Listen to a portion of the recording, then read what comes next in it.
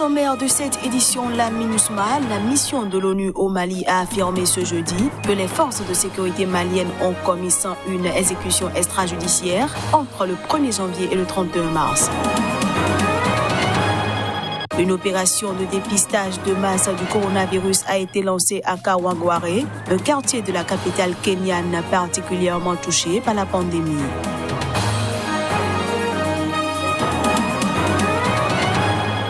Et puis, malgré le confinement décrété au Liban pour cause de coronavirus, les manifestants sont descendus dans la rue ce vendredi pour la fête des travailleurs.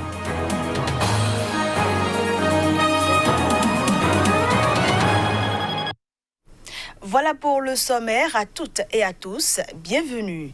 La région du Nord Sinaï en Égypte est toujours agitée.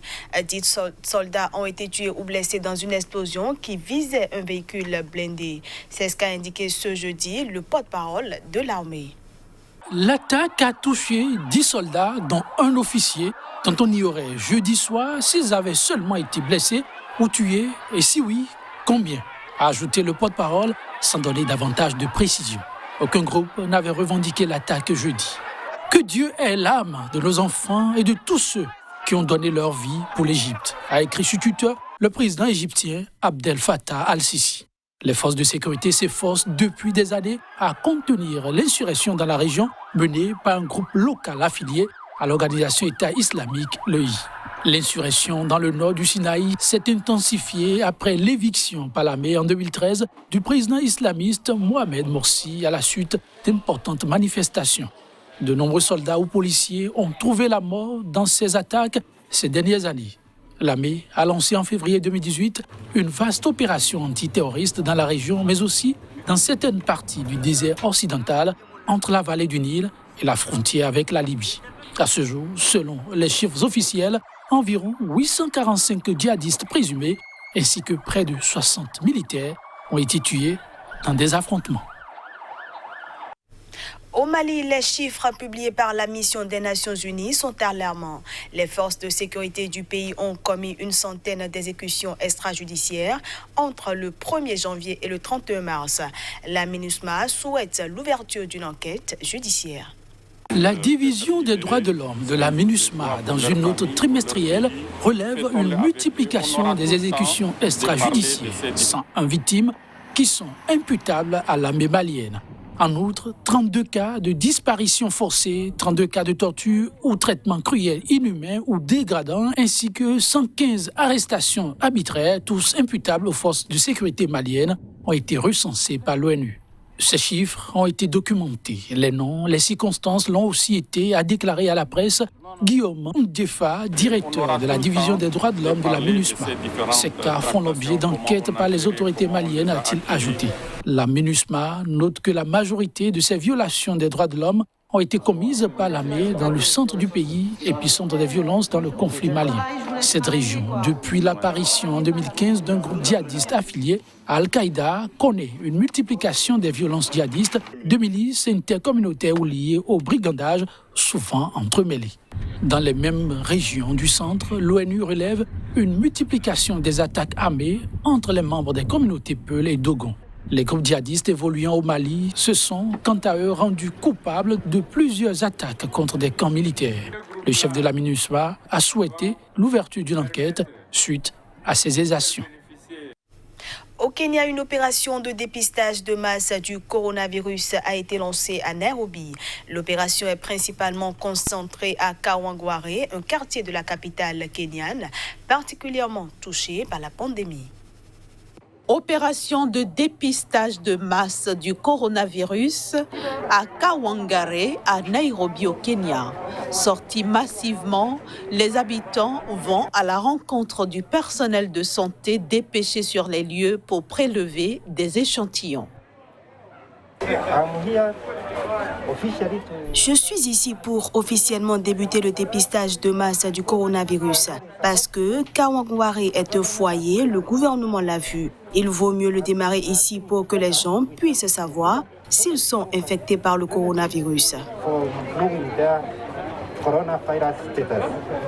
Désormais donc, chaque habitant de Kawangware peut être fixé sur son état de santé.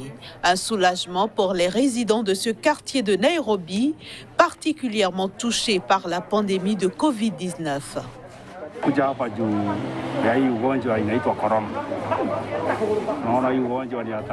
Nous sommes venus ici à cause du coronavirus parce que ce virus est plus dangereux que le sida car celui-ci tue instantanément.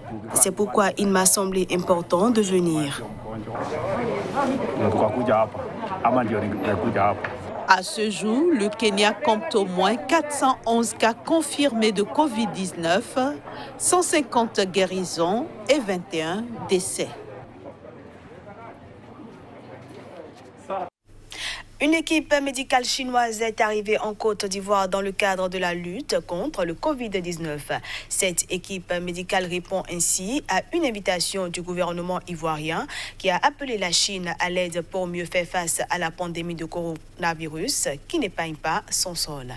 Composée de 12 médecins, l'équipe médicale qui a débarqué à l'aéroport d'Abidjan en provenance de Chine est venue en renfort au pays dans le cadre de la lutte contre la propagation du coronavirus sur le sol ivoirien.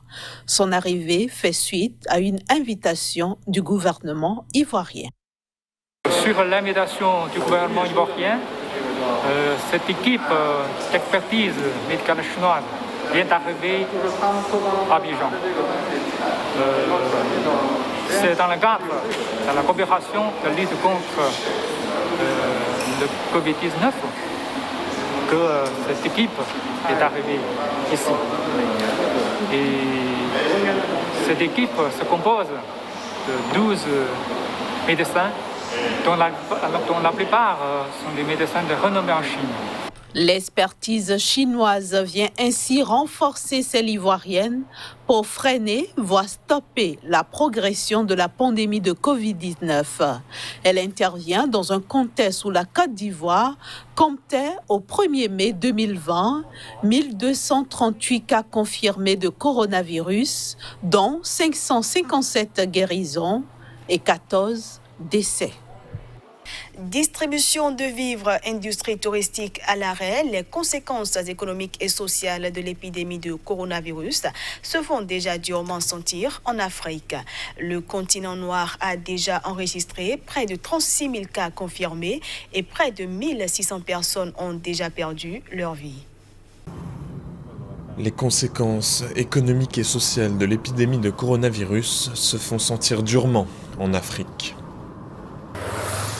Effet sur l'économie, comme ici, au poste frontière de Malaba, entre le Kenya et l'Ouganda. Des camions de marchandises et de longs embouteillages. Les chauffeurs doivent se soumettre au dépistage sanitaire rigoureux pour stopper la propagation du virus.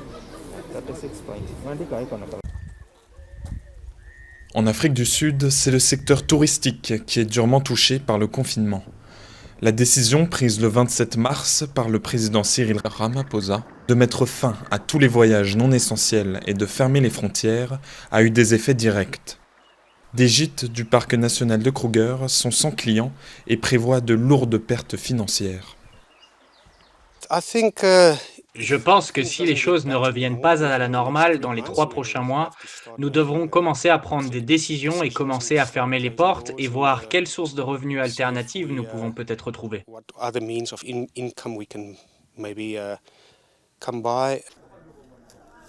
Vaste opération de distribution de vivres pour les ménages les plus démunis cette semaine au Sénégal. Près de la moitié des 16 millions d'habitants du pays devraient recevoir cette aide gouvernementale en nature dans les prochains jours. Riz, savon, sucre ou huile, des produits de première nécessité pour affronter le nouveau coronavirus. C'est un grand soulagement parce que un père de famille qui ne travaille plus correctement, il est au travail de 8h à 15h à peu près. Donc cette aide va le soulager. À Madagascar, policiers et gendarmes ont commencé à sanctionner les habitants qui ne portent pas de masque dans les rues des 3 plus grandes villes du pays depuis la fin du confinement le 20 avril. Les contrevenants se voient infliger des sanctions sous la forme de travaux d'intérêt généraux, comme le nettoyage des rues. L'art contre la pandémie. Sur les murs de la ville marocaine de Salé, Hamza Keili peint des fresques rendant hommage aux différents corps de métier engagés dans la lutte contre la propagation du nouveau coronavirus. Avec l'aide d'une association de quartier, il sensibilise les habitants au port du masque. Cette peinture murale est là pour remercier les autorités, les médecins, les professeurs, les agents d'entretien, la presse, ainsi que la société civile et les forces auxiliaires.